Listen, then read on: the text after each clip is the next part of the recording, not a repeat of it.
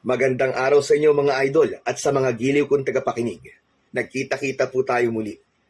Ako po ang inyong Tito Blair. At sa araw na ito, pakinggan po natin ang kwento ni Makoy at Suping, mga matatanda na pinagkaitan na magkaroon ng anak. Ngunit sa pagpunta nila sa loob ng gubat, ay makikita na nila ang matagal na nilang pinapangarap. Makakatagpo sila ng isang sanggol na magpapabago sa takbo ng kanilang buhay. Ngunit magugulat din sila sa mga katotohanang kanilang malalaman patungkol sa bata. Sino ang batang ito at ano ang kanyang lihim? Matatanggap kaya ng bata ang katotohanan kung ang kaakibat nito ay ang pagkawalay niya sa kanyang kinikilalang mga magulang? Ngunit bago po ang lahat mga idol, huwag nating kalimutang mag-subscribe at i-hit ang notification bell sa ating YouTube channel na The Voice Addict para sa mas marami pang makapigil hiningang kwentong aswang at katatakutan mula sa mundo ng kababalaghan. Simulan na po natin ang kwento. Dahil parehong baog ang mag-asawang Suping at Makoy, itinuon nila ang kanilang pansin sa isa't isa. Ngunit hanggang sa kanilang pagtanda, hindi sila tumigil sa pagdarasal na sana'y bibiyayaan sila ng anak sa kahit na anong paraan mang gustuhin ng Diyos. Subalit hanggang sa pagtanda nila, hindi pa rin pinakinggan ng langit ang nag-iisa nilang dalangin. Isang araw, dahil wala na silang panggatong, naisipan nilang pumunta sa gubat para manguha ng mga tuyong sangaroon. Tayo na sa gubat! Kailangan makakuha tayo ng sapat na panggatong. Hindi natin alam kung kailan uulan. Siya nga naman, mas maigi na makarami tayo ng kuha ngayon. Tsak na paglipas ng ilang araw uulan na naman. Ikaw na lamang ang magdala ng dahon ng anahaw na magiging panali natin sa mga makukuha natin. O siya, sige. Ako nang bahala doon. Hintayin mo ako at kukuha lang ako doon sa ilog. Bilisan mo, baka mamaya abutan tayo ng dapit hapon kapag hindi ka makakabalik kagad. Nagmamadaling umalis si Makoy para manguha ng daon ng buri. Pagkabalik niya, hindi na sila nag-aksaya pa ng kanilang oras at minabutan nilang mag-asawa na maglakad patungo sa gubat. Nasa kalagitnaan sila ng kanilang paglalakad nang muling buksan ni Suping ang topiko patungkol sa pagkakaroon nila ng anak. Siguro kung may anak lang tayo, 3 tayo maglalakad sa gubat ngayon. Sayang nga lang, kahit saang simbahan pa tayo mamanata, parang hindi talaga pinapakinggan ang ating dasal. Sadyang ganyan lang talaga ang buhay. Siguro kaya hindi tayo binayaan ng anak dahil sa ating mga nakaraang buhay ay napakarami nating anak. Hindi bali na. Baka talagang ito ang kapalarang ipinagkaloob sa atin. Wala tayong magagawa kung hindi kailangan natin tanggapin ito ng buong buo. Diyos lang ang tanging nakakaalam kung ano ang kapalaran na nararapat para sa atin. Basta, kung pagkakalooban man tayo ng anak, ibibigay ko sa kanya ang buong pagmamahal ko. Kahit na mahirap lang tayo, hindi ko ipaparanas sa kanya ang mga napagdaanan natin. Ako rin, Suping. Pero malay mo, makakita pala tayo ng sanggol sa loob ng gubat. Ang problema nga lang, baka sanggol na may pangil ang ating matagpuan. Ka nga magbiro ng ganyan, Makoy. Baka mamaya ay magkatotoo at hindi na tayo makalabas pa ng gubat. Basta, kung may ipagkakaloob man sa atin ng Diyos, tatanggapin na lang natin at ialay sa Kanya ang buong pagmamahal natin. Dulot ng kanilang pagkikwentuhan habang naglalakad, hindi kagad nila namalayan na nasa tapat na pala sila ng gubat. Bago pa man sila pumasok, pinag-isipan na muna nila kung saan banda sila mangunguha ng panggatong. Akoy, huwag na tayong papasok sa gitna ng bahagi ng gubat Baka mamaya may mga ligaw na hayop pa roon. Diyan na lamang tayo sa bandang gilid para mas madali tayo makakalabas kung sakali. Ikaw ang bahala. Sumunod ka na lang sa likuran ko at ako ang mauuna. Marami naman siguro mga tuyong sangaryan. Ibihira lang naman ang mga taong gumagawi rito. Pumasok sina Makoy at Suping sa loob ng gubat. Sinalubong sila ng mga paghuni ng samot-saring ibon at kulisap, bagay na nagpapakalma sa kanilang dalawa.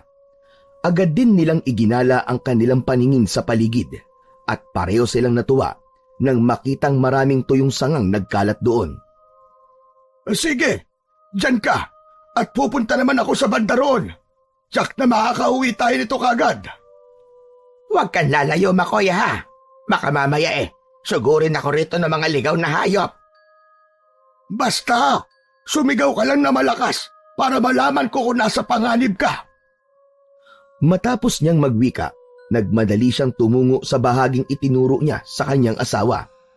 Napangisi siya kagad nang makitang napakaraming nagkalat na tuyong sanga roon. Isinalansan niya yon hanggang sa halos kasing laki na ng drum ang kanyang naipong panggatong, saka itinali ng mahigpit. Ayos ito ah. Kahit na 1 linggo kaming hindi babalik sa gubat, hindi ito mauubos. Tamang-tama talaga ang pagpunta namin dito. Matapos na masiguro ni Makoy ang kanyang pagkakatali ng mga panggatong, tiningnan niya ang kinaroroonan ng kanyang asawa. Nakita niyang abala si Suping, kaya naman hindi na lang niya ito tinawag. Habang nakamasid sa kanyang asawa, sa hindi inaasahan ni Makoy ay may narinig siyang kaluskos sa hindi kalayuan. Tiningnan niya ang pinanggagalingan nun, ngunit wala naman siyang nakita. Hindi kaya ligaw na hayop yun. Kailangan na namin makauwi. Supeng! Itali mo na mga nakuha mong panggatong at kailangan na natin makauwi. Binuhat ni Makoy ang kanyang naisalansang panggatong, saka nagmadaling naglakad patungo sa kanyang asawa. Hindi pa man siya nakakatatlong hakbang, bigla niyang narinig ang pagsigaw nito. Makoy! Bilisan mo, dali! Bilisan mo! May ipapakita ako sa'yo! Ano ba yon? Teka lang at naririyan na ako. Nako, baka ahas ka na. Dumistansya ka. Kahit na may binubuhat na panggatong, patakbo pa ring lumapit si Makoy sa kanyang asawa. Nakita niyang nakaluhod yun habang may kung anong tinitingnan malapit sa malaking bato. Ibinaba na muna niya sa lupa ang buwat-buwat niyang panggatong, saka patakbong lumapit sa kanyang asawa. Teka, ano ba yan, Supeng? Bakit minamadali mo ko? Akala tuloy kung napano ka na. Pinakinggan na ng langit ang ating dasal, Makoy. Ngayon, may anak na tayo. Salamat sa Diyos. Salamat at tinupad niyo ang bagay na matagal na naming ipinagsasamo. Pagkalapit ni Makoy sa kanyang asawa, nakita niya na ang tinitingnan pala nito ay isang sanggol na lalaki na nakalapag sa mga tuyong dahon. Sa kanilang pagkawari, kakaluwal pa lang ng sanggol. Dahil preska pa ang pinagputulan ng kanyang pusod, nakangiti yun habang nakatitig kay Suping. Napaluhod si Makoy sa tabi ng kanyang asawa at nagsimulang magpalinga-linga. Huwag mo munang hawakan, Suping. Baka mamaya niyan pakanayan ng mga itim na elemento sa paligid. Nakita mo ba kung sino naglapag niyan dito? Malakas ang kutob ko na hindi yan isang basta-bastang bata. Hindi ko nakita kung sino naglapag sa kanya rito. Pero malakas ang aking kutob na pinakinggan na ng Diyos ang matagal na nating idinadalangin. Kung iniwan lang siya ng kanyang mga totoo magulang dito, atin na lang siya. Tingnan mo naman, napakagwapong bata. Yan na nga mismo ang inaalala ko. Paano na lang kung hanapin siya ng mga magulang niya? Darating ang panahon at hahanapin siya o kung hindi naman kaya siya maghahanap sa totoo niyang mga magulang. Tayo na lang. Kung hindi siya kayang panindigan ng kanyang mga magulang, tayo ang tatayong nanay at tatay niya. Natigil ang pag-uusap ng dalawa dahil sa biglaang pag-iyak ng sanggol. Bunsod nito, wala nang nagawa si Suping kung hindi ang kargahin nito, saka ipaghele. Pagkaraan lang ng ilang sandali, natahimik din ang bata at nakatulog. Tignan mo ang amo ng itsura niya. Pumayag ka na kasing maging anak natin ito. Halangan naman pabayaan natin ito rito. Maaatim ba ng konsensya mo kapag kinain ito ng mga mababangis na hayop? Ay nako! Sige na nga! Basta kung may lalapit sa atin at maghahanap sa batang yan, ibigay natin kagad. Mamaya baka kung ano pa ang gawin sa atin ng kanyang mga magulang kung ipipilit natin sa kanila na sa atin ang batang yan. Walang paglagyan ang tuwa ni Suping nung pumayag si Makoy sa kanyang kagustuhan. Nakumbinsi silang walang kukuha sa sanggol at ipinagpalagay nilang sinadyang iwan ito ng kanyang mga magulang. Minabuti nilang umuwi na lang sa kanilang bahay. Karga ni Suping ang sanggol na nooy napapahimbing sa pagtulog. Samantala, buwat naman ni Makoy ang pinagsamang panggatong na nakuha nilang mag-asawa. Habang naglalakad pa uwi, walang paglagyan ng kanilang tuwa ang dalawa. Laking pasasalamat din nila sa Diyos dahil dininig nito ang kanilang mga panalangin. Sa kanilang pag-uwi, minabuti na mag-asawa na magpahinga. Nang magising ang sanggol, minabuti nilang libangin ito. Akaamo talaga ng kanyang muka. Parang si Niño Jesus. Magmula ngayon, tatawagin kita sa pangalang Niño. Payag ka ba ron, Tatay Makoy? Oo na, Nanay Suping. Totally, milagro rin naman ang pagkakatagpo natin sa kanya at ibinigay talaga siya sa atin ng Diyos. Magmula ngayon, ang batang yan ay tatawaging Ninyo. Si Ninyo na anak ni Makoy at Suping. Napahagikgik naman ang sanggol dahil sa sinubukan nilang kilitiin ito. Kinarga yun ni Suping, saka sinayaw-sayaw na siyang naging rason para mas lalo pang tumawa ito. Alam mo, Makoy, ngayon lang ako nakaramdam ng ganitong kaligayahan sa tanang buhay ko. Kahit hindi man ito nagmula sa aking sinapupunan. Napakasaya ko dahil kahit sa ganitong paraan ay nagkaroon tayo ng anak. Kaya nga kailangan mapalaki natin siya na maayos, na may takot sa Diyos at may pagmamahal sa kapwa. Ayoko matulad siya sa ibang bata na halos labanan na ang kanilang mga magulang. Basta, hanggat nasa atin pa ang batang ito, anak natin siya. Bahala na ang tunay niyang mga magulang kung kukunin nila ito o hindi. Basta anak natin si Ninyo. Kahit naman mawawalay siya sa atin, kung tutuusin anak pa rin natin siya. Hindi man natin siya kadugo, pero sa puso natin at isipan, bunga siya ng ating pagmamahalan.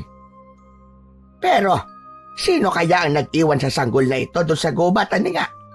Wala naman tayong nakitang lumapit sa bahagi na yon kung saan tayo nangunguha ng panggatong. Hindi ko nga rin alam May narinig akong kaluskos kanina, pero napakalabo namang yun na nag-iwan ng bata sa gilid ng bato. Di sana nakita mo yon. Tinuring nilang parang tunay na anak si Ninyo. Hindi nila ito hinayaang magutom at hindi rin sila pumayag na madampian ito ng mga insekto. Halos ang sanggol ang siyang nagbibigay buhay sa munting tahanan ng mag-asawang Makoy at Suping. Sa paglipas ng mga buwan, mas lalo pang napalapit ang loob nila sa sanggol. Naging salitan sila sa pagbabantay roon tuwing gabi. Tuwing umaga naman, naiiwan sa bahay si Suping at ang sanggol. Isang umaga, habang nagkakape. Wala ka bang napapansin sa mga nagdaang gabi, ha, Makoy? Wala naman. Bakit ba? Pakiramdam ko kasi, may nagmamatsyag sa atin. May mga naririnig akong pagyabag sa labas ng bahay. Minsan nga parang may sumisilip sa bintana. Ay, sus! Guni-guni mo lang yan. Gising ako kagabi, pero wala naman ako napansing presensya sa labas. Baka nagkataon lang na may mga aso kung anumang hayop na gumagala na napunta rito sa atin. Hindi ko alam, pero may nauulinigin akong mahinang paghuni ng tiktik. Hindi kaya inaaswang tayo, Makoy? O baka naman ang ating anak? Nako, ewan ko ba? Basta nag-aalala ko at hindi ako mapakali. O sige. Mamayang gabi, magmamatsyag ako sa paligid. Titignan natin kung talaga may umaaligid na aswang sa ating bahay. Huwag kang mag-alala. Hinding-hindi ko papayagan na may mangyaring masama sa inyo ni Ninyo. Maraming salamat, Makoy. Pasensya ka na at natatakot ako para sa ating anak. Alam mo naman na simulat sa puli, duwag na talaga ako. Napaisip si Makoy sa sinabi ng kanyang asawa. Nakaramdam na rin siya ng pagkabahala para sa kanilang anak. Alam din niya na si Ninyo lang ang posibleng rason ng mga aswang para balik-balikan ang kanilang bahay. Dulot ng kanyang nalaman mula sa kanyang asawa, minabuti niyang maghanap ng baging ng makabuhay at isinabit yon sa mga bintana at pintuan ng kanilang bahay. Hinasa niya ang kanyang itak para may panlaban siya kung sakali mang sugurin sila at bulabugin ng aswang. Nang matapos niyang gawin ang paghahanda para sa aswang, napagpasyahan niyang magpahinga muna. Naabutan niyang ipinaghihili ni Suping ang kanilang anak. Oh, umiiyak na naman ba yan? Oo, Makoy. Ewan ko nga ba sa batang ito. Parang palagi na lamang iritable pagdating ng takip silim. Sa tuwing papalapit kasi ang alas 6, parang nag-iinit ang kanyang katawan. Ano kaya kung dali natin siya sa albularyo? Baka malaman natin doon kung sino talaga ang kanyang mga magulang. Albularyo baka mo? Baka mas lalo lang pag-interesa ng bata. Baka hindi lang aswang ang umaligid sa kanya, kundi pati na rin ang mga tao na gustong magkunwari na sila ang tunay na magulang ni Ninyo. Mas maigi na kung tayo na lang ang aalam kung ano talaga ang nangyayari sa kanya. Kung sa bagay, tama ka na Marian, Makoy. Hayaan mo at magtatanong-tanong ako sa mga kaibigan ko patungkol dyan. Pero sa ngayon, ang mahalaga mababantayan natin siya mula sa posibleng pamimiktima ng aswang. O sige. Ikaw ang bahala sa pag-usisa sa mga kaibigan mo at ako naman ang bahalang magbantay tuwing gabi. Kailangan din natin makasiguro, lalo pa't malawak ang kagubatang nasa bandang dulo ng ating nayon. Kinagabihan, pagkatapos nilang maghapunan, gumawa ng siga sa labas ng kanilang bahay si Makoy. Sinigurado niyang magkakaroon ng liwanag ang buong bakuran nila. Alam kasi niyang sa kaparaanan yon, mahihirapang makalapit ang aswang sa kanilang bahay. Nang lumagablab na ang apoy ng siga, minabuti ni Makoy na umikot sa loob at sa labas ng bakuran nila. Siniguro niyang walang aswang na nakapwesto roon na posibleng maging banta para kay Ninyo. Pwede na siguro akong pumasok sa bahay. Tiyak na hindi na makakalapit ang aswang. Ito na lamang ang aking gagawin tuwing gabi para kahit paano ay hindi pag-interesan ng ibang nilalang ang aming anak. Minabuti ni Makoy na pumasok na sa kanilang bahay. Alam niyang anumang oras, maaapula ang apoy ng siga. Kaya lumalabas siya sa bawat sandali para tingnan yon. Dahil himbing na rin sa pagtulog ang kanyang asawa at anak, hindi na siya gumawa pa ng ingay roon. Bunsod nang hindi siya makatulog, nagpasya siya na maupo na muna sa mahabang bangko na gawa sa kawayan at mapadungaw sa bintana. Naaninag niya ang labas ng kanilang bakuran dahil sa liwanag na nagmumula sa siga. Nasa kalagitnaan siya ng kanyang pagkadungaw nang sa hindi niya inaasahan, nakaamoy siya ng sobrang baho. Sinipat niya ng maigi ang buong paligid, ngunit wala naman siyang napansing kakaiba roon. Walang ano-ano. Humagulgol si Ninyo, kaya humakbang si Makoy papalapit sa kuna nito. Kinarga niya ang sanggol saka ipinaghele.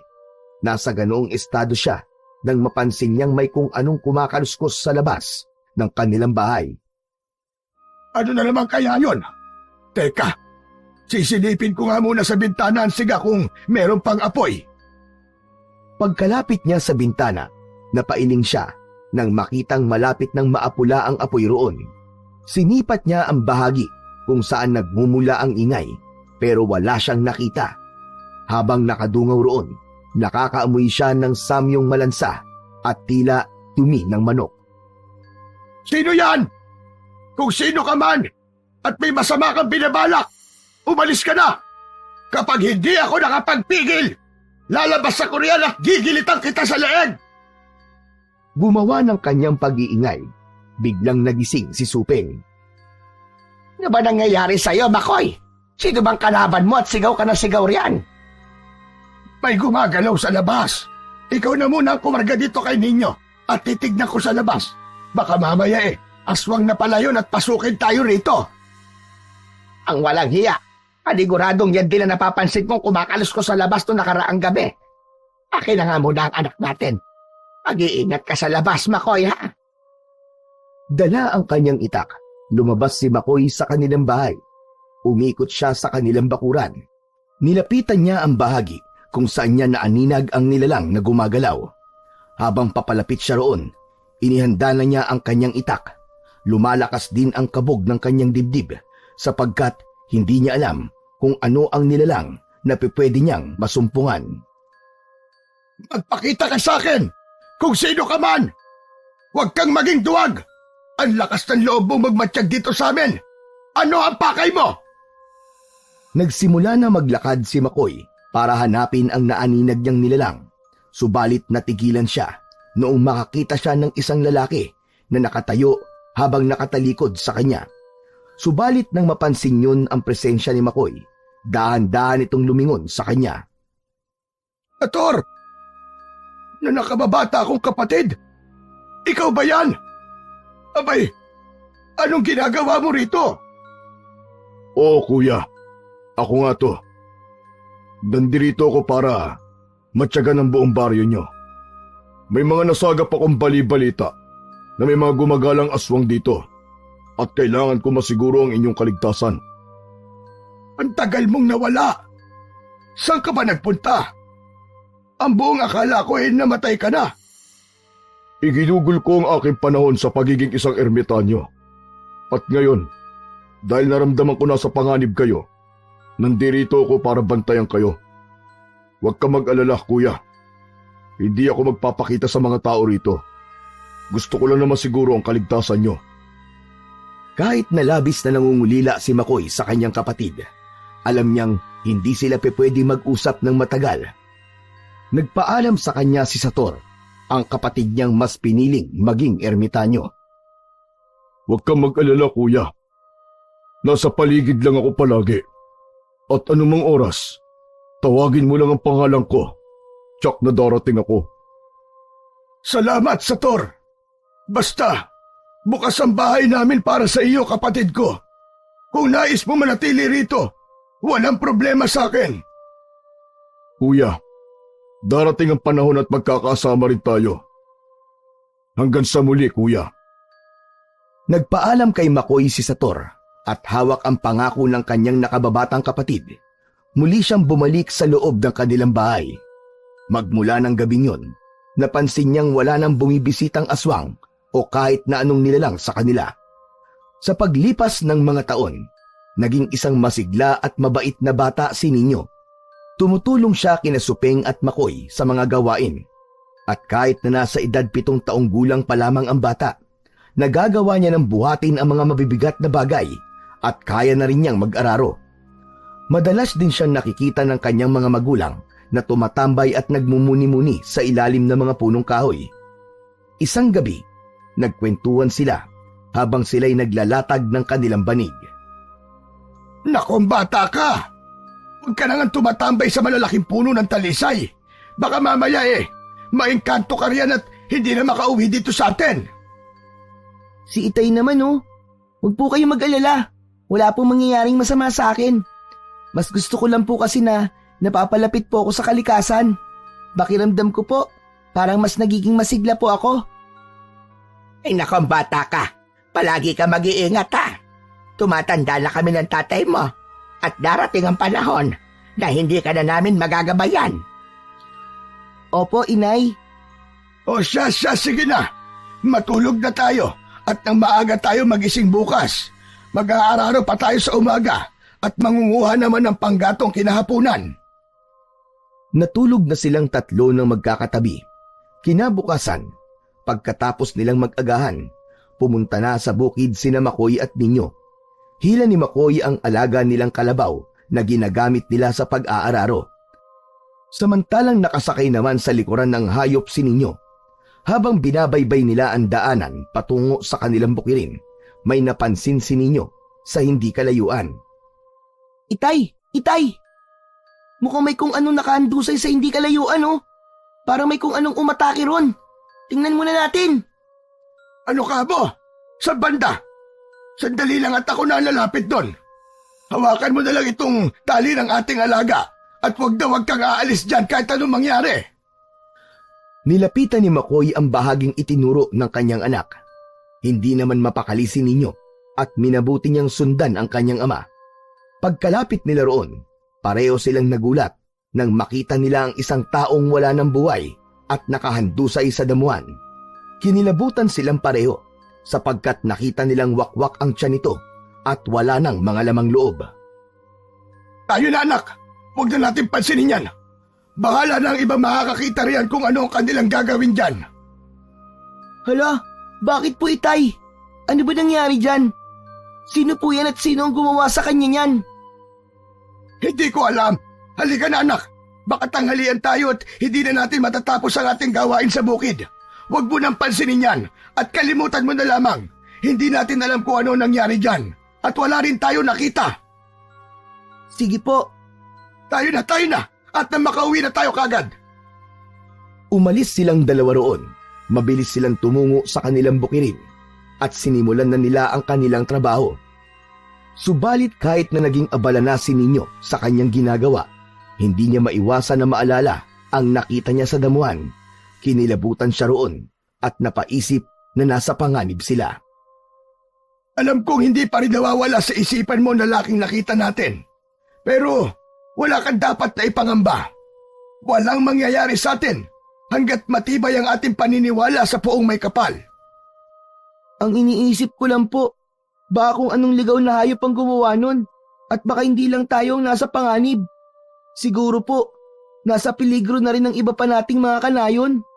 Ano pong dapat nating gawin, itay?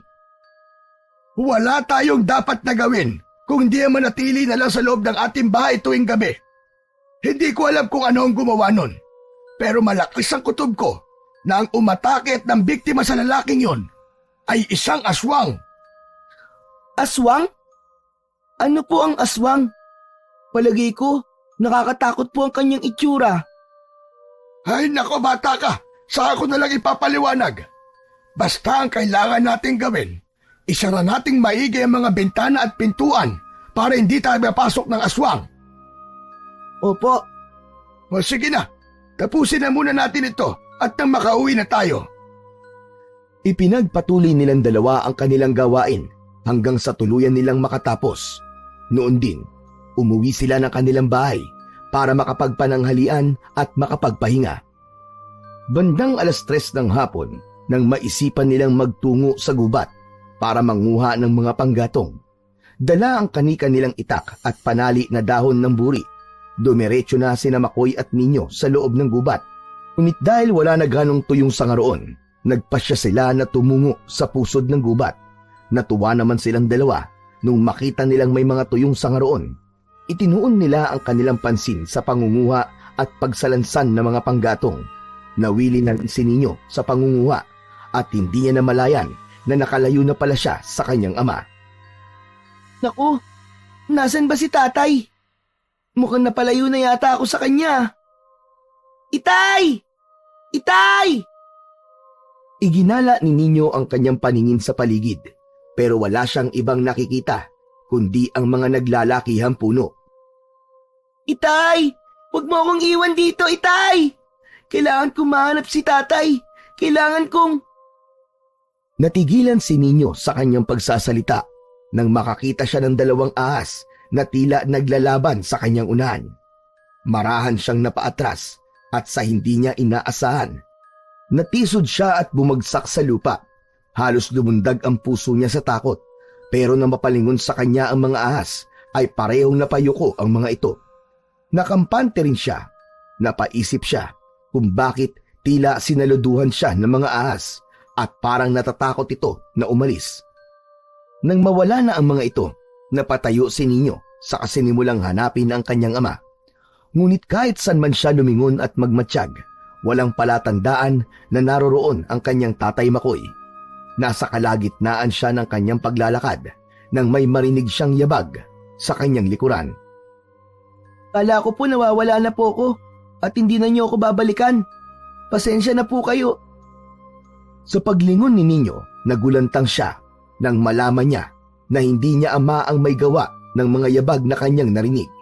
Isa itong lalaki na may mahabang balbas at nakasuot ng gutay-gutay na damit. May tungkod ito at may mga suot na napakaraming medalyon.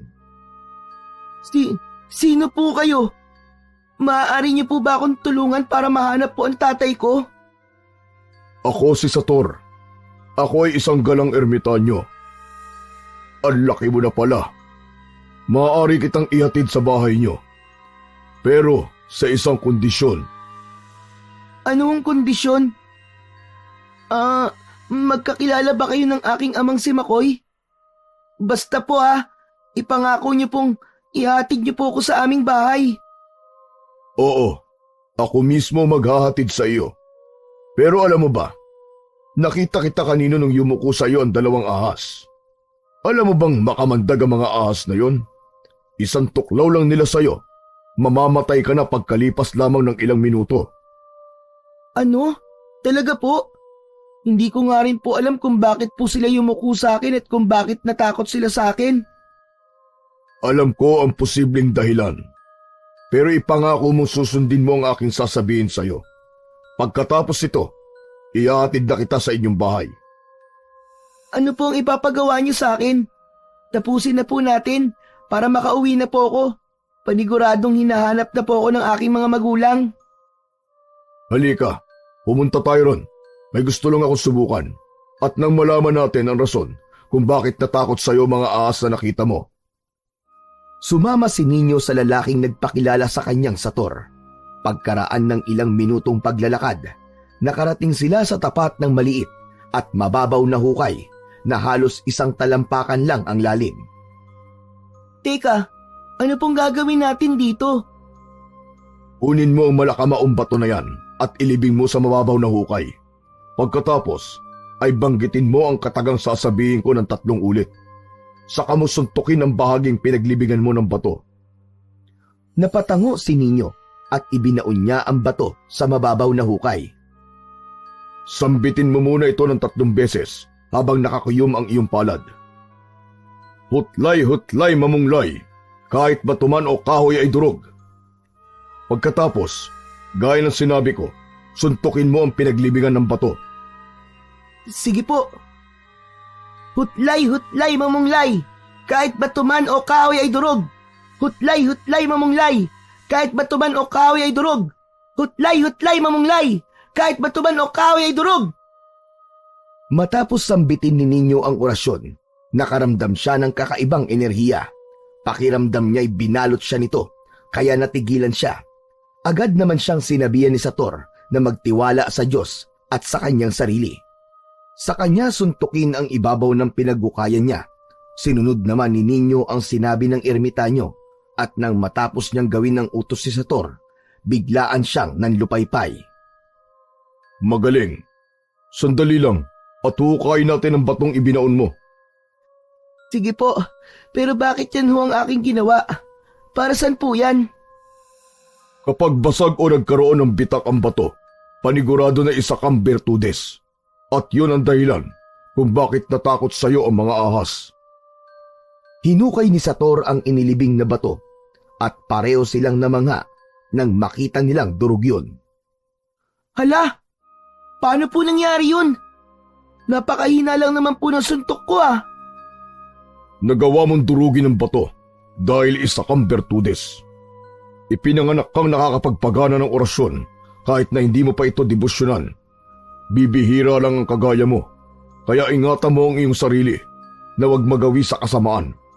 Ikaw ang magiging pinakamatinding kalaban o pinakamalakas na kakampi ng mga masasama. Teka po, hindi ko po naiintindihan Ano po bang ibig niyong sabihin? Wala naman po akong mga kalaban. Napakabata ko pa po para isipin po ang mga kaguluhan. Huwag kang magmadali, iho. Darating ang araw at maiintindihan mo rin ang aking sinabi. Ikaw lang din ang makakasagot ng tanong mong yan sa tamang panahon. Habang nasa ganoong sitwasyon sila, napansin nilang naging mabilis ang pagdilim ng paligid. Nagpalinga-linga rin ng ermitanyo na parang may napapansing kakaiba roon. Halika na at ihahatid na kita. Delikado tayo rito. Hindi ko kagad na malayan na may nakamasid sa atin. Nakamasid? Sino po? Mga aswang. Paniguradong aasamin nilang makuha ka. Kahit na anong mangyari, wag na wag kang sasama sa kanila. papatayin ka lang nila. Minabuti ni Sator na kargahin si Ninyo sa kanyang likuran. Nang masigurado niyang hindi mauhulog ang bata, nagmadali siyang umalis sa kanilang kinaroroonan. Kumapit ka lang na maigi. Mas bibilisan ko pa ang aking pagtakbo para hindi tayo maabutan ng mga aswang na yon. Sige po, kakapit po ako na maigi. Hala, teka po, may humahabol sa atin na may nagbabagang mga mata. Malapit niya na po tayo maabutan. Basta kumapit ka lang.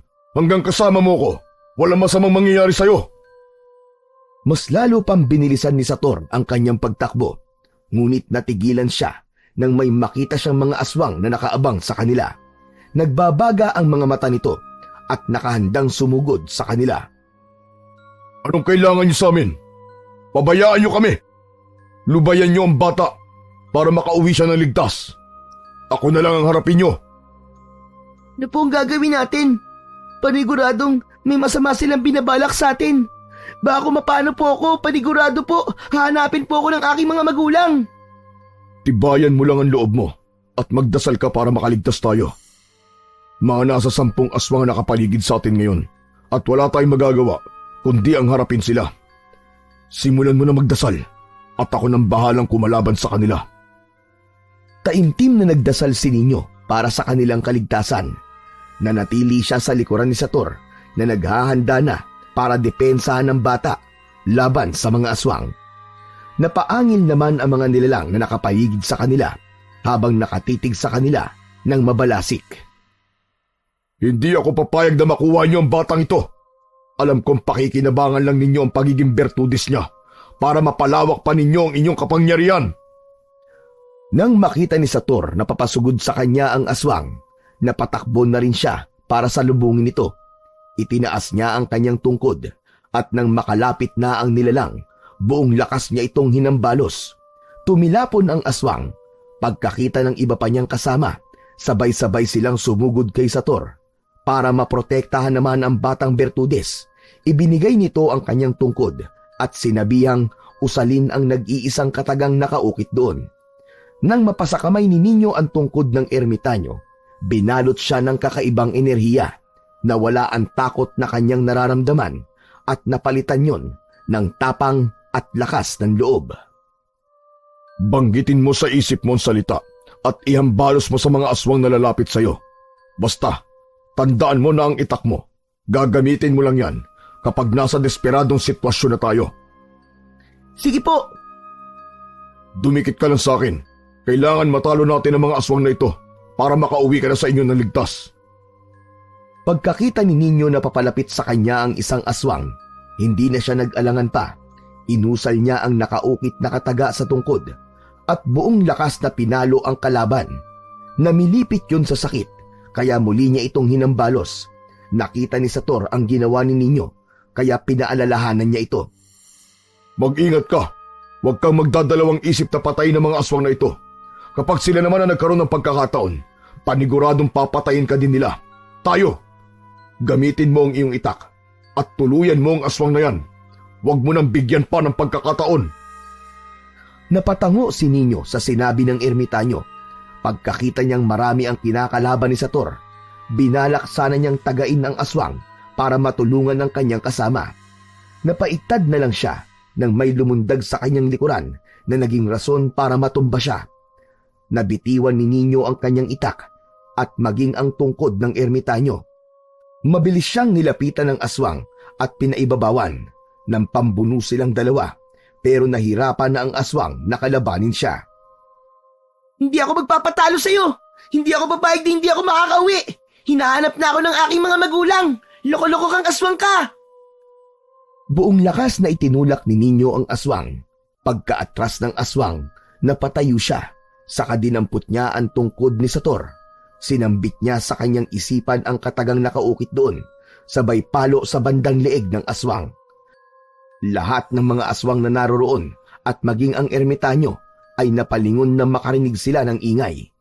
Napako sa kanyang kinatatayuan si Ninyo. Napanganga siya dahil sa isang malakas na pagpalo niya sa ulo ng aswang. Napugutan yon ng ulo. Yan nga. O ano ngayon? Kilalanin niyo kung sino kinakalaban niyo. kung ayaw nyo matulad kayo sa kauri nyo. Gusto ko na pong umuwi. Hinahanap na po ako ng aking mga magulang. Pauwiin niyo na po ako. Dinampot ni Ninyo ang kanyang itak at nagsimulang maglakad papalapit kay Sator. Nagsiatrasa naman ang mga aswang sa takot na baka pati sila ay patayin ni Ninyo. Ngayon, alam na ninyong lahat ang potensyal ng batang ito. Siguradong wala ni isa sa inyo mangangas na kalabanin siya. At sa oras na malaman kong kinakanti nyo ito, titiyakin kong papatayin ko ang buong angkan nyo. Ito na po ang tungkod niyo. Iatid niyo na po ako sa bahay. Hinahanap na po ako ng aking mga magulang at panigurado nag-aalala na po sila sa akin. Narinig niyo ang bata? Hayaan niyo siya makauwi. Walang haharang sa amin. Dahil kung sino man ang pipigil sa amin, mamamatay. Natakot ang mga aswang sa banta ni Sator at mas pinili nila na pabayaan silang dalawa ni Ninyo. Isa-isa silang umalis sa harapan ng dalawa at nang wala na ang mga aswang, nagpatuloy sila Ninyo at Sator sa kanilang paglalakad hanggang sa matanaw na nila ang bahay ni Nasuping at Makoy. Kahit na dito niyo na lang po ako iatid, hindi na po ako natatakot. Ang pinag-aalala ko lang po, baka na bahala si nanay at tatay. Hindi. Hayaan mo akong iatid ka hanggang sa bahay niyo. Ako mismo magpapaliwanag sa ama mo kung ano nangyari para maunawaan ka niya. Pero... Wala nang pero-pero.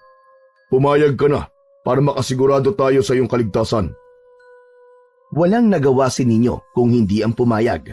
Pagkarating nila sa tapat ng kanilang bakuran, agad na tumawag ang bata. Nagpaligsahan naman sina Suping at Makoy sa pagbaba para salubungin siya. Ay nako! Ano nangyari sa'yo at bakit ngayon ka lang umuwi? Hanap ng hanap ang ama mo sa'yo, pero hindi ka niya nakita. Ang buong akala namin ay napano ka na anak. Mabuti na lang at nakauwi ka rito ng ligtas. Sabay sino ba naghatid sa'yo? Bago pa man makapagsalita si Ninyo, napatitig na si Makoy sa kanyang kasama. Sa unong pagtitig ay hindi niya nakilala ang kasama ng anak niya. Pero makaraan ng ilang minuto, napagtanto niya kung sino yon. Ikaw ba yan, Sator? At tagal nating hindi nagkita. Hindi ko man lang nalaman na naririto ka lang pala sa ating bayan. Ang buong akala ko, nasa ibang lugar ka at doon ka nananatili. Oo, Kuya Makoy, ako nga ito. At kagaya ng aking sinabi ng huling pagkikita natin, sinubaybayan ko kayo. Kaya nga kahit hindi ko man ito nakilala ng lubos ang batang to, alam ko rin Ninyo ang kanyang pangalan. Oh, Ninyo ang kanyang pangalan. Ang bilis nga ng panahon at halos magwawalong taon na siya. O ba narinig ko, Makoy? Kapatid mo siya. Oo, mahal kong asawa. Siya ang aking nakababatang kapatid na si Sator. Nagkahiwalay lang kami dahil mas pinili niya maging isang ermitanyo. Abay kung gayon, hindi ka basta-basta tao. Pero, paanong pala nakita itong anak namin at naiatid mo dito? Ano ba nangyari? Magsasalita sana si Ninyo, pero sinenyasan siya ni Sator na manahimik. Sinunod naman niya ito at mas piniling yumakap sa kanyang ina. Mahabang kwento eh. Nakita ko siyang umiiyak sa loob ng gubat, kaya minabuti kong iuwi siya rito. Abay teka, bakit may bahid kayo ng dugo? Ito ba? Wala ito kuya.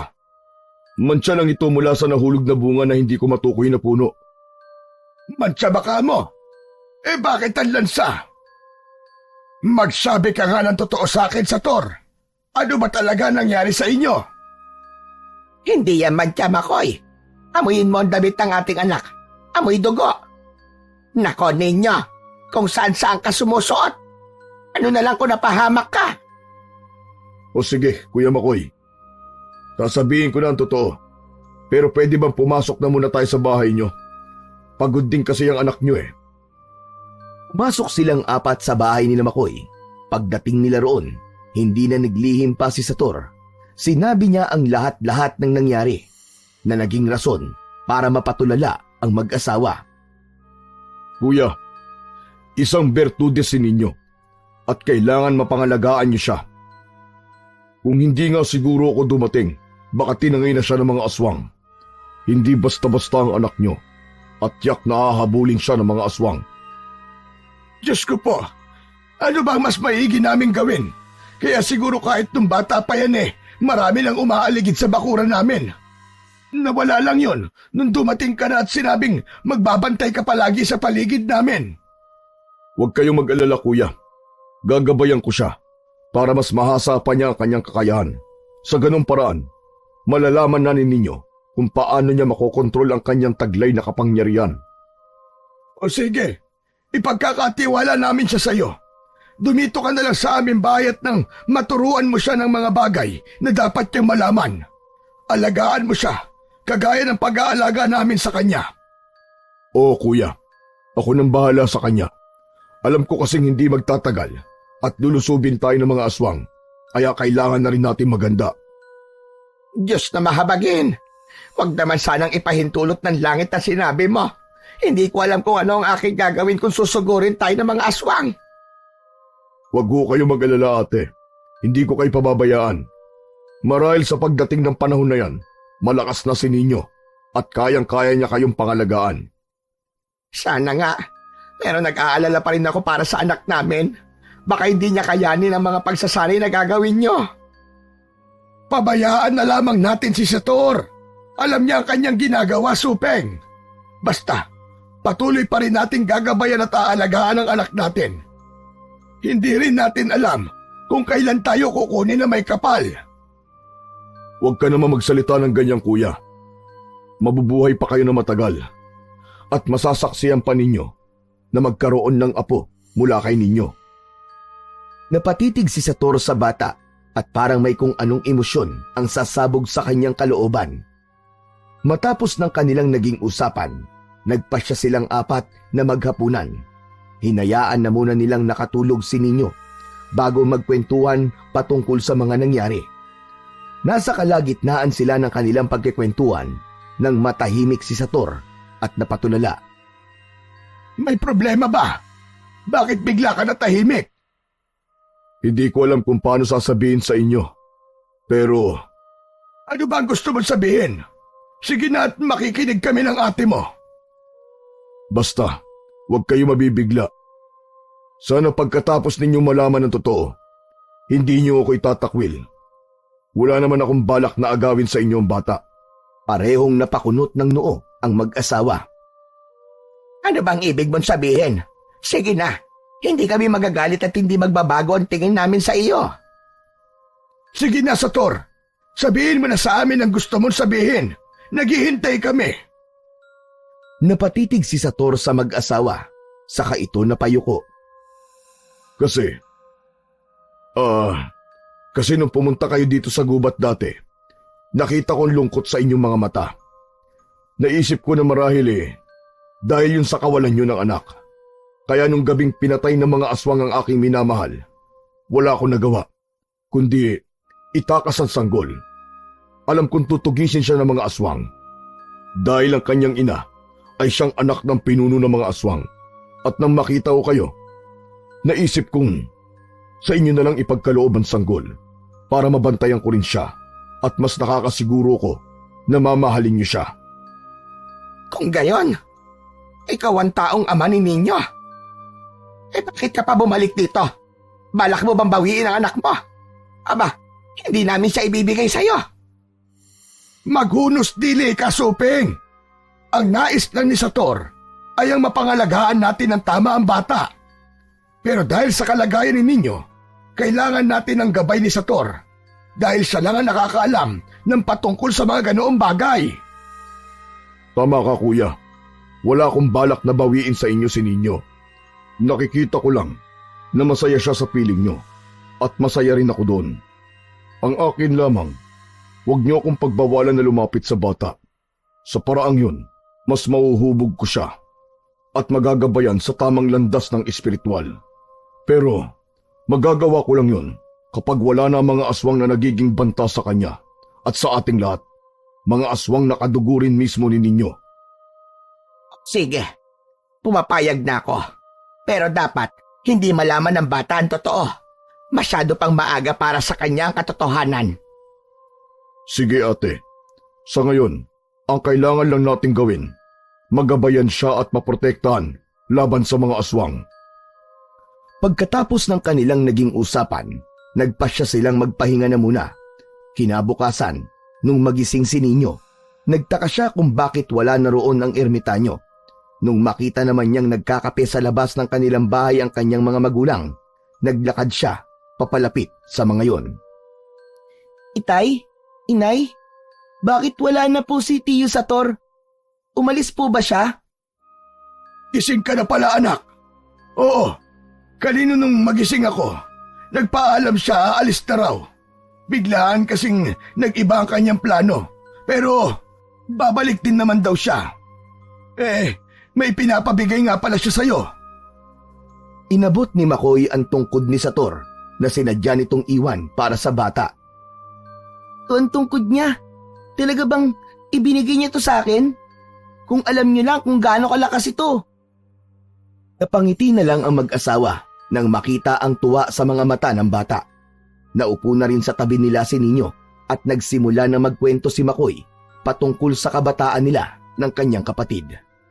Magiliw namang nakinig si Nino sa kanyang ama at sa pakiramdam niya, mas lalo pang sumigla ang kanyang katawan. Dumaan ang mga araw at linggo pero hindi pa rin bumabalik si Sator. Naging panay na ang pagdungaw ni Nino sa bintana para abangan yon. Subalit magmula nung hindi na nagpakita sa kanila si Sator, madalas na nakakaramdam ng kakaibang init sa katawan si Nino. Hindi niya alam kung ano ang dahilan nun, pero sa bawat araw na dumadaan, kinakabahan siya. Isang gabi, habang himbing sa pagtulog ang kanyang mga magulang, biglaang naalimpungatan si Nino.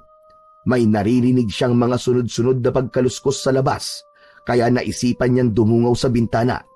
Natsyempo ring kabilugan nun ng buwan, dahilan para hindi na siya mahirapan sa pagsipat sa paligid. Nasa kalagitnaan siya ng kanyang pagdungaw sa labas nang may nakita siyang mga nagbabagang mga mata na nakapwesto sa tapat ng kanilang bahay.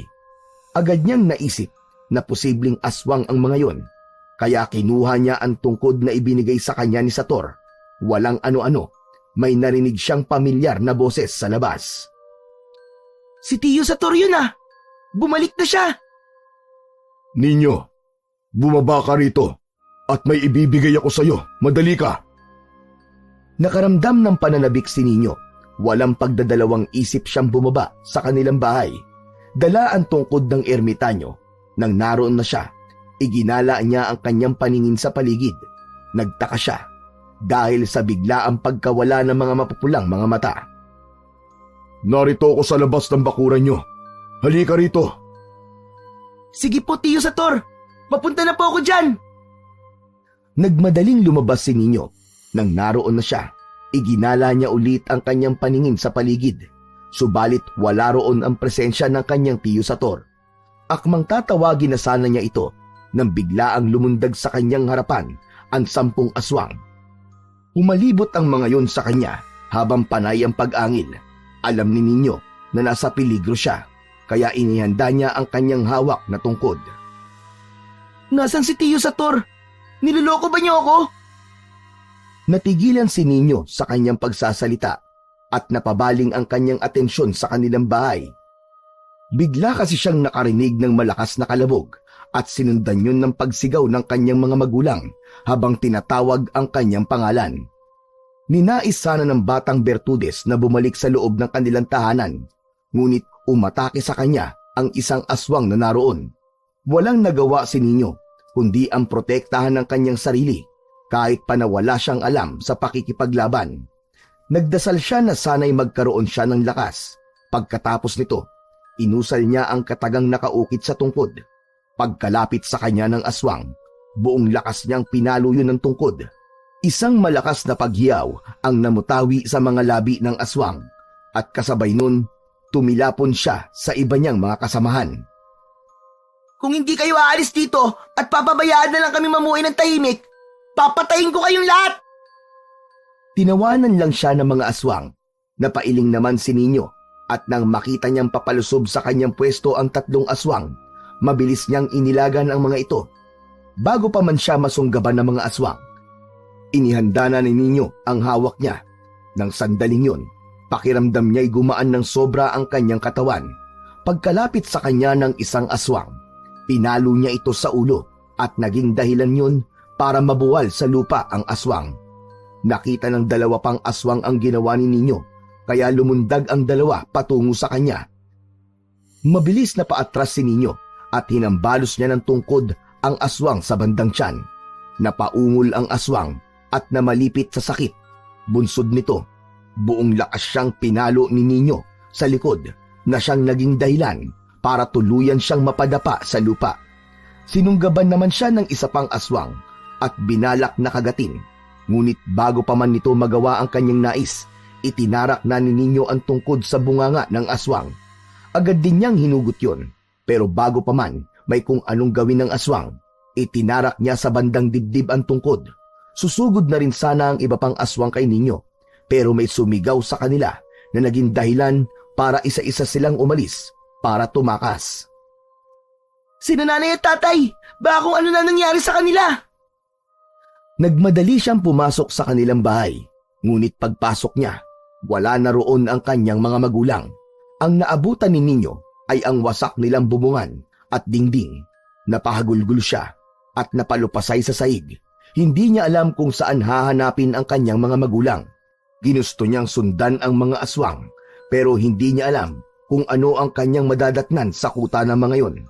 Habang humahagulgol, nakarinig siya ng pagyabag na papaakyat sa kanilang bahay. Pagkatitig ni Nino sa pintuan, nakita niyang si Sator yun. Ano nangyari rito? Bakit po sa kandingding at bubong nyo? Nasaan ang mga magulang mo? Tinangay po sila ng mga aswang. Hindi ko po alam kung anong pinaplano ng mga yon. Basta-basta na lang po silang sumugod dito at nang harapin ko po sila.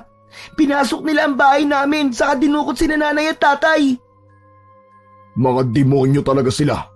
Malamang, gusto nilang pumunta tayo sa kuta nila para magamit kanila. Ikaw ang magiging susi para mas lumakas ang kapangyarihan ng bagong pinuno nila at siyak na gagawin nila ang lahat. Makuha ka lamang. Ano na po ang gagawin natin, Tiyo Sator? Baka patayin po sila ng mga aswang. Huwag kang mag-alala. Dumito ka lang at susundan ko ang mga aswang. Alam ko kung saan sila nagkukuta. Ililigtas ko ang iyong mga magulang. Ayoko pong maiwan dito. Sasama po ako sa inyo. Gusto ko pong tumulong. Kanina nga po, hinarap ko magkisama ang aswang at parang may kung anong enerhiyang bumalot sa katawan ko. Hindi man lang po ako natakot sa kanila.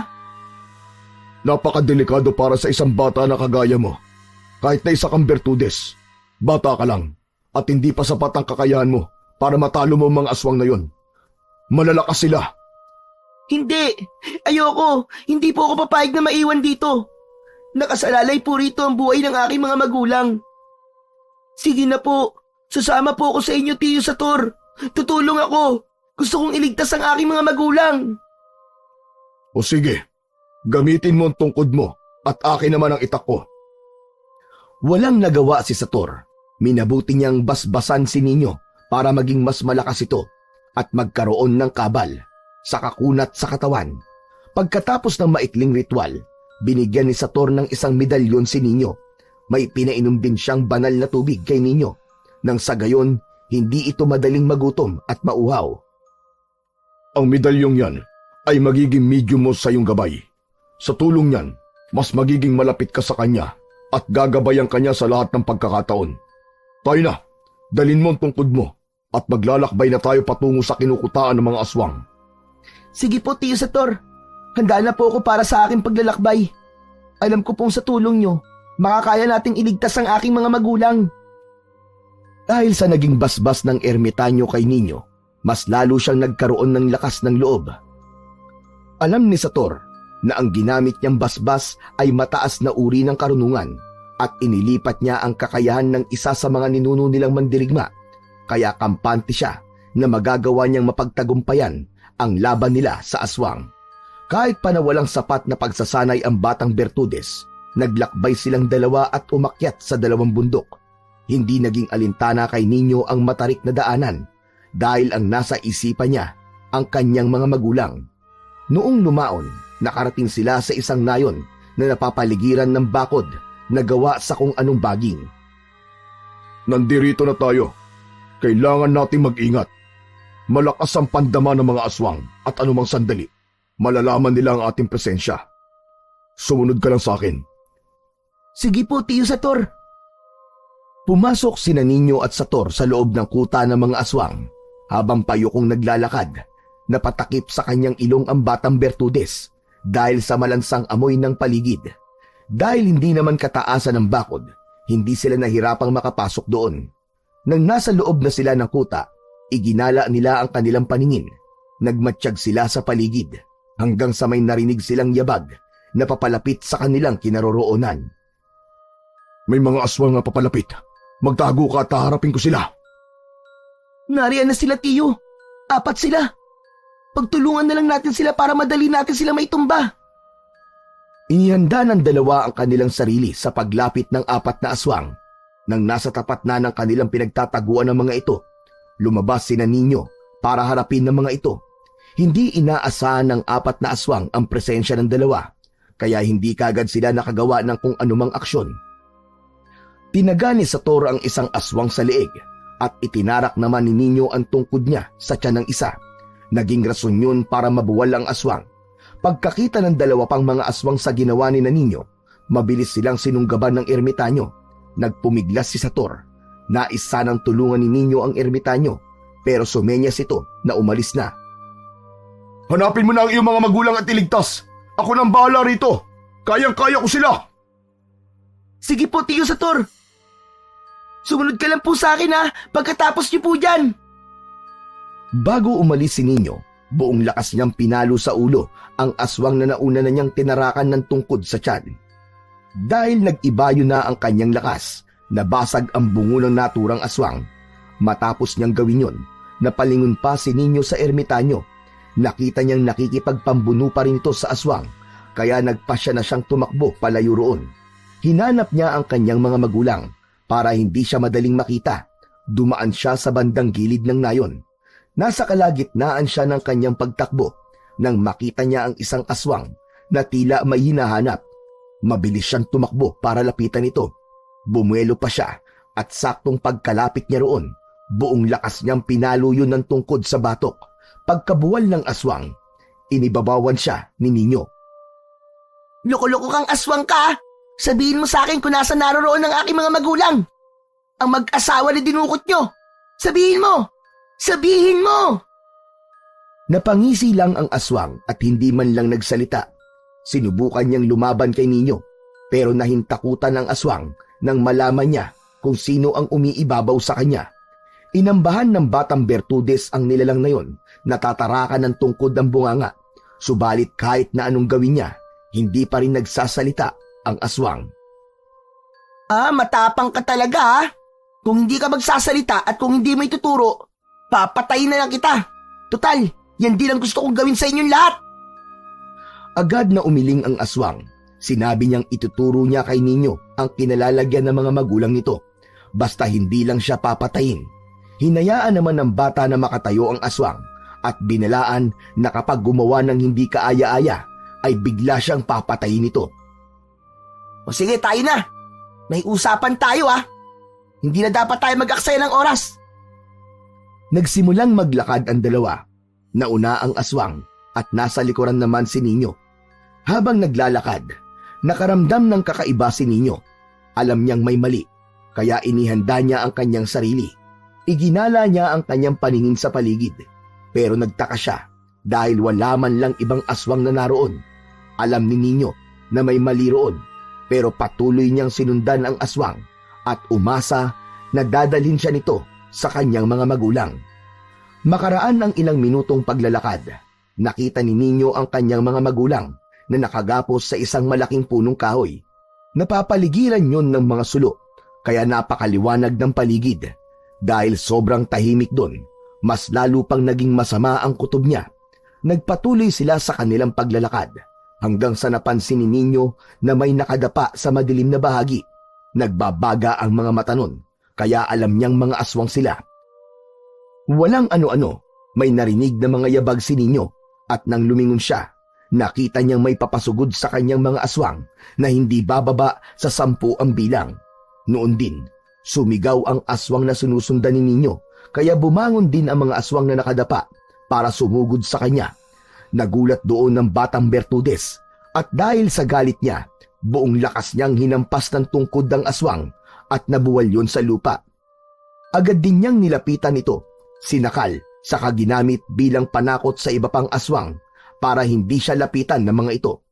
Habang nasa ganoong sitwasyon sila, may narinig silang isang sigaw. Sinipat ni Nino ang pinagmumula nun at nang malaman niyang si Sator yun, ali niya kagad ang leeg ng aswang na kanyang sinasakal. Matapos yun, tumayo siya at tinulungan ng ermitanyo sa pakikipaglaban sa mga aswang.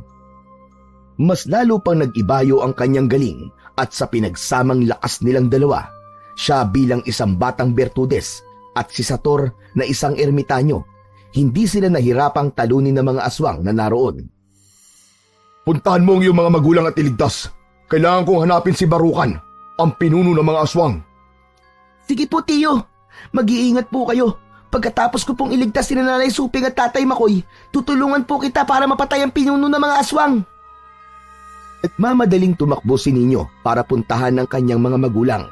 Hindi niya nanilingon pa ang ermitanyo at minabuting ituon na muna ang sarili sa kanyang misyon. Habang papalapit siya sa punong pinagkagapusan ng dalawa, hindi inaasahan ni Nino may napansin siyang kakaiba. Para kasing parehong tulog ang kanyang mga magulang. Gayunpaman, nilapitan niya ito at nang ilang metro na lang ang layo niya sa mga ito, nagsimula ng tumulo ang kanyang mga luha.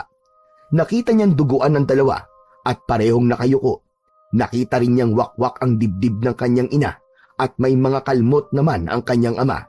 Pagkalapit niya roon, nakumpirma niya ang kanyang nakita at napagtantong wala ng buhay ang kanyang ina at napabaling naman ang kanyang pansin kay Makoy. Nang marinig niya itong napaungol ng mahina, sinubukan niya itong kalagan pero panandalian lang siyang natigil nang makitang umiiyak ang kanyang ama. Itay, patawad po't nauli ako ng dating. Kung hinabol ko po agad ang mga aswang na yon, tiyak po na hindi kayo magkakaganito. Patawad po! Wala kang kasalanan, anak. Ang punot dulo nito ay ang mga aswang. Sila ang may kasalanan. Sila ang pumatay sa iyong ina at sila rin ang gumawa nito sa akin. Alam kong hindi na ako magtatagal at sasama na ako sa iyong ina. Kaya bago ang lahat, may gusto akong sabihin sa iyo. Ano po yun, Itay? Ang tiyo sa turbo. Ang tiyo! Opo, kasama ko po siya.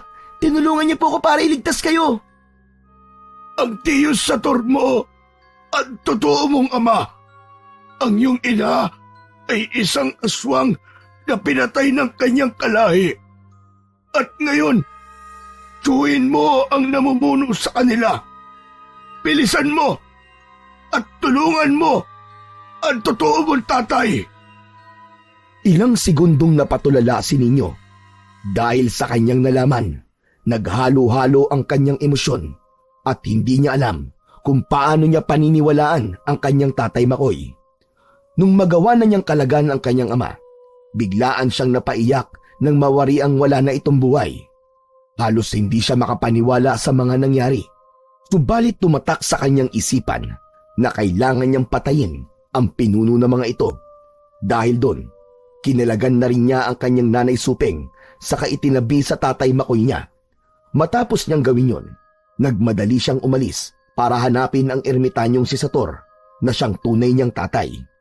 Hinalughog niya ang buong kuta ng mga aswang, ngunit labis ang kanyang pagtataka nang hindi niya nakita ito. Minabuti niyang sumigaw para tawagin si Sator hanggang sa may naaninag siyang naglalakad sa medyo madilim na bahagi.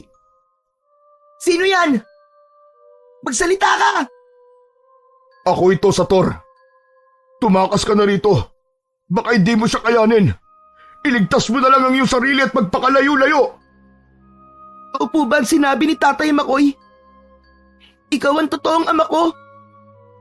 At tiyuhin ko ang pinuno ng mga aswang? Hindi sumagot si Sator sa naging tanong ni Nino. Naging mabilis ang paglalakad nito palapit sa batang Bertudes at nang nasa tapat na ni Nino si Sator, biglaan itong bumagsak. Wala na rin ang mga medalyon at mutya na ikinikwintas nito. Napatiim ng bagang si Nino nang makita niyang puno ng sugat ang totoo niyang ama at may kagat pa sa leeg. Tumakas ka na. Iligtas mo ang iyong sarili. Hindi na mahalaga ang katotohanan. Ang importante ay makaligtas ka. Iligtas mo ang sarili mo. Dahil kahit ako ngang isang ermitanyo at napakaraming gamit, ay natalo niya. Sagutin niyo po muna ako. Totoo ba ang sinabi ni Tatay Makoy? Napaiyak na si Sator at sinubukang haplusin ang pisngi nito. Oo, anak. Anak kita. Kinakailangan kitang ibigay sa Tiyo Makoy at Tiya Supeng mo na itinuring mo mga tunay mo magulang dahil tinutugis ako ng mga aswang. Ang mga aswang na yon ang kalahi ng iyong ina. Pero nang malaman ng lolo mo na nagkakaibigan kami, ipinatugis niya ako. Nang hindi niya ako mahanap, pinatay niya ang nanay mo. Mabuti na nga lang at may isa akong kaibigan sa nasasakupan ng lolo mo. Itinakas ka niya at ibinigay sa akin. Yun nga lang, nang malaman ng lolo mo ang ginawa niya, pinatay rin siya nito. Hindi ko na alam kung ano ang sumunod na nangyari. Nalaman ko na lang ng Tiyo Barukan mo ang naging pinuno ng mga aswang. Mga hayop sila. Papatayin ko sila. Ipaghihiganti ko si Inay, si Nanay Supeng at Tatay Makoy. At maging ikaw, Itay. Tumakas ka na lang dito. Bilang ama mo, sundin mo ang gusto ko. Yun ang huling pakiusap ko sa iyo, anak. Hindi po. Ipaghihiganti ko kayo. Hintayin niyo lang po ako dito at babalikan ko po kayo dito. Sandali lang po. Walang nagawa si Sator sa kagustuhan ng kanyang anak. Napatitig na lang siya rito at hindi nakapagsalita dahil sa labis na siyang nangihina. Nagsimula na rin maglakad si Nino para hanapin ang pinuno ng mga aswang.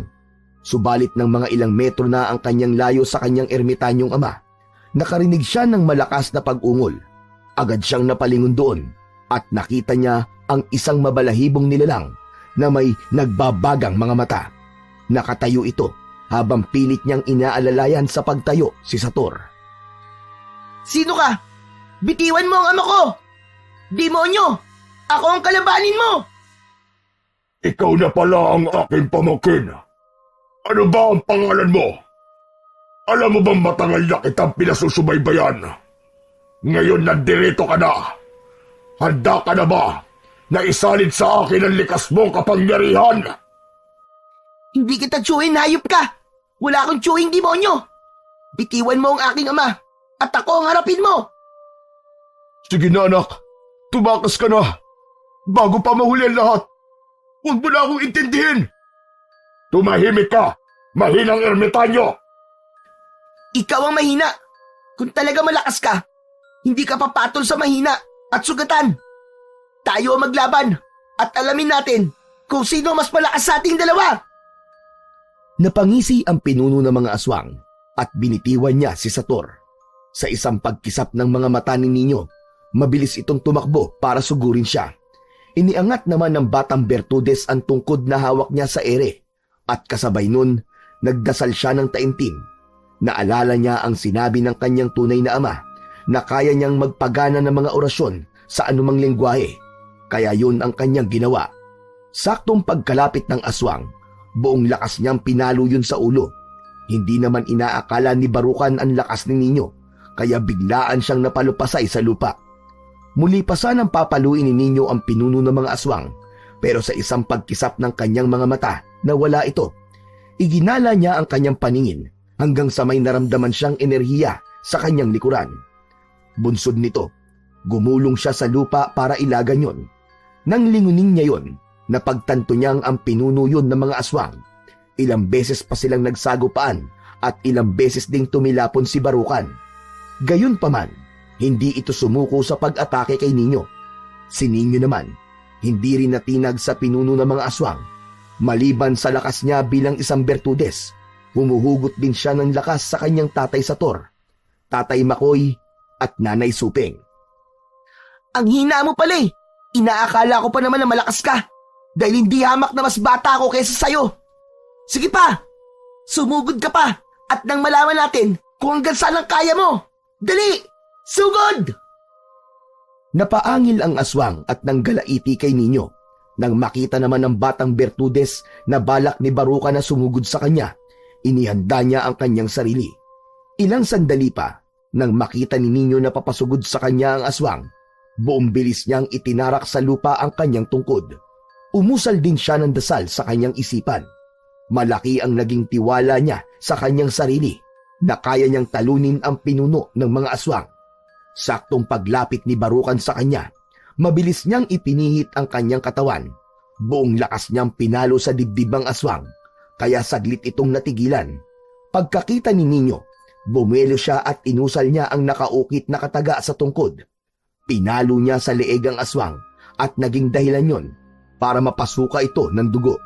Sinubukan pang tumayo ng pinuno ng aswang para labanan si Ninyo, pero bago pa man siya makatayo, hinambalos na siya ni Ninyo sa kanyang tuhod.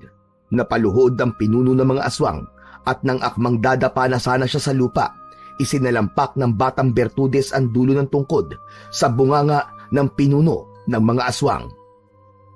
Hayop ka! Yan ang nararapat sa'yo! Walang puwang sa mundong ito mga kagaya mo! Ngayon, magiging payapa na ang kaluluwa ni Nanay Suping at Tatay Makoy!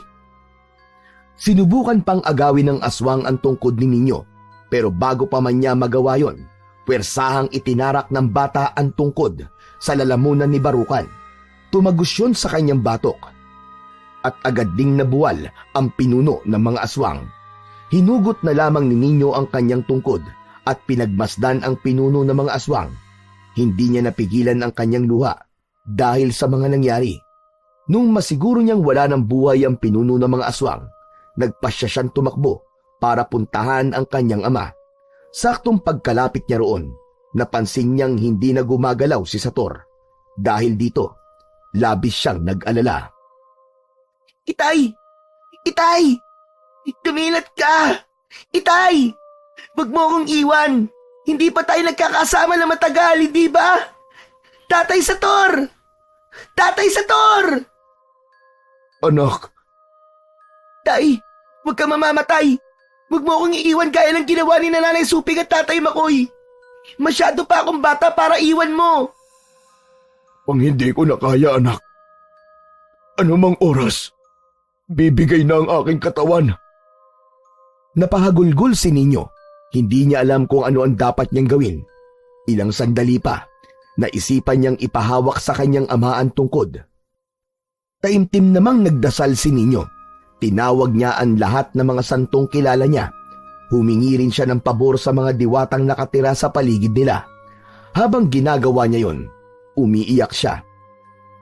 Tulungan niyo po ang aking tatay para magkaroon po siya ng lakas at hindi siya mamatay. Maawa na po kayo! Habang nasa ganoong sitwasyon sila, bigla ang umulan ng malakas. Himala naman na nanumbalik ang lakas ni Sator, kaya ganun na lamang ang pagpapasalamat ni Ninyo. Napayakap siya sa kanyang ama at nagpasalamat din ito. Nang makatayo na si Sator, minabuti nilang dalawa ni Ninyo na kunin ang bangkay ni Suping at Makoy at inilibing nila yon sa labas ng kuta ng mga aswang. Kapag may oras tayo, bibisita tayo rito. Panigurado naman na wala na ang aswang na magkukuta dito dahil matatakot sila dahil sa sinapit ng kanilang mga kalahi. Kaya nga po, Itay. Sa wakas po, wala nang aswang ang mag-aasik ng takot. Sayang nga lang at hindi nakaligtas si Nanay Suping at Tatay Makoy. E di sana, 4 tayong makakauwi. Nagsimula silang maglakad pauwi. Habang naglalakad, isinalaysay ni Sator kay Ninyo kung paano sila nagkakilala ng ina nito. Sa kabila ng lungkot na nadama ni Ninyo dahil sa nangyari, hindi niya rin maipagkakailang natuwa siya dahil kasama na niya ang kanyang tunay na ama. Dahil alam ni Sator kung gaano kahirap ang buhay ng isang ermitanyo, minabuti niyang ilayo sa lugar na yon si Ninyo. Tumungo sila sa syudad at doon namuhay sila ng tahimik. Hindi naman kinalimutan ni Ninyo ang kanyang pagiging Bertudes Sa katunayan nga, natuto siyang manggamot ng mga may sakit sa espiritual at dahil alam ng mga nilalang na namiminsala sa mga tao na isa siyang bertudes, agad silang umaatras at sumusunod sa kanyang kagustuhan. Isang gabi, habang nakahiga na at nagpapaantok, biglang napahugot ng kanyang hininga si Sator na nooy matanda na. Nag-aalala naman si Ninyo sa kanya, kaya inusisa niya ito. Ayos lang ba kayo, Itay? Ano po nararamdaman niyo? Ang inay mo. Nakikita ko ang inay mo. Niyayaya na niya ako. Nakikita ko rin ang kapatid ko. Kuya Makoy! Kuya! Napaiyak na lamang si Ninyo ng mga panahong yun. Alam niyang maging ang pinakamalakas na ermitanyo o bertudes ay kailanman hindi makakatakas sa kamatayan. Tinanggap niya sa kanyang sarili ang kamatayan ng kanyang ama. Inilibing niya ito sa likod ng kanilang bahay at araw-araw, bago at pagkatapos niya manggamot, ay binibisita niya ito at pinapasalamatan. Alam niyang kahit sa ganoong paraan lang ay matutuwa rin ang kanyang ama at kahit na hindi niya nabisita pang muli ang puntod ng Nanay Suping at Tatay Makoy niya, alam ni Ninyo na natutuwa ang mga ito dahil sa ginagawa niyang pagtulong sa mga nangangailangan.